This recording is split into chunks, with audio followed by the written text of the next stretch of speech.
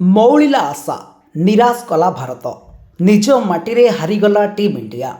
ଗୌହାଟୀରେ ଖେଳାଯାଇଥିବା ଦ୍ୱିତୀୟ ଟେଷ୍ଟ ମ୍ୟାଚ୍ରେ ଚମତ୍କାର ପ୍ରଦର୍ଶନ କରି ଭାରତକୁ 408 ରନ୍ରେ ପରାସ୍ତ କଲା ଦକ୍ଷିଣ ଆଫ୍ରିକା। ଦକ୍ଷିଣ ଆଫ୍ରିକା ଭାରତ ବିପକ୍ଷ 2ଟି ଟେଷ୍ଟ ମ୍ୟାଚ୍ ଜିତିଥିବା ବେଳେ ଭାରତ କୌଣସି ବି ମ୍ୟାଚ୍ରେ ଜିତିପାରିନାହିଁ। ଏହା ଭାରତର ସବୁଠାରୁ ବଡ଼ ଟେଷ୍ଟ ପରାଜୟ।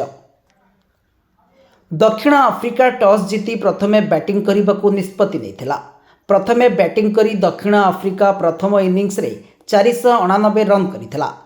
ଦକ୍ଷିଣ ଆଫ୍ରିକା ପାଇଁ ସେନୁରୁନ୍ ମୁଥୁସାମୀ, ଯାହା ସେମାନଙ୍କୁ 489 ରନ୍ରେ ପହଞ୍ଚିବାରେ ସାହାଯ୍ୟ କରିଥିଲା। ତ୍ରିଷ୍ଟନ୍ ଷ୍ଟବ୍ ମଧ୍ୟ 49 ରନ୍ କରିଥିଲେ। ଏହି ଦୁଇଟି ଇନିଂସ ବ୍ୟତୀତ କାଇଲ୍ ବେରେନ୍ 45 ରନ୍ କରିଥିଲେ। ପ୍ରଥମ ଇନିଂସରେ ଭାରତ ପାଇଁ କୁଲଦୀପ ଯାଦବ 4ଟି ୱିକେଟ୍ ନେଇଥିବା ବେଳେ ଜାଡେଜା 2ଟି ୱିକେଟ୍ ନେଇଥିଲେ। ପରେ ବ୍ୟାଟିଂ କରି ଭାରତୀୟ ଦଳ ଏହାର ପ୍ରଥମ ଇନିଂସରେ କେବଳ 201 ରନ୍ କରିପାରିଥିଲା। ଏହି ଟେଷ୍ଟ ମ୍ୟାଚ୍ରେ ଭାରତର ବ୍ୟାଟ୍ସମ୍ୟାନ୍ମାନେ ସମ୍ପୂର୍ଣ୍ଣ ନୈରାଶ୍ୟଜନକ ପ୍ରଦର୍ଶନ କରିଥିଲେ।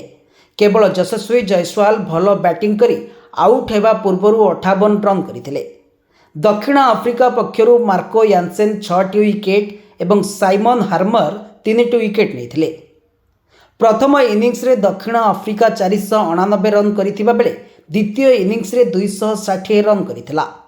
ପରେ ଭାରତ ଆଗରେ 549 ରନ୍ର ଲକ୍ଷ୍ୟ ରହିଥିଲା, ହେଲେ ଭାରତ ଲକ୍ଷ୍ୟ ପୂରଣ କରିପାରିନଥିଲା।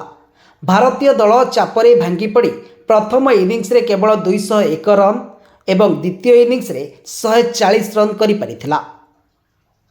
Bureau report, news alert 24x7।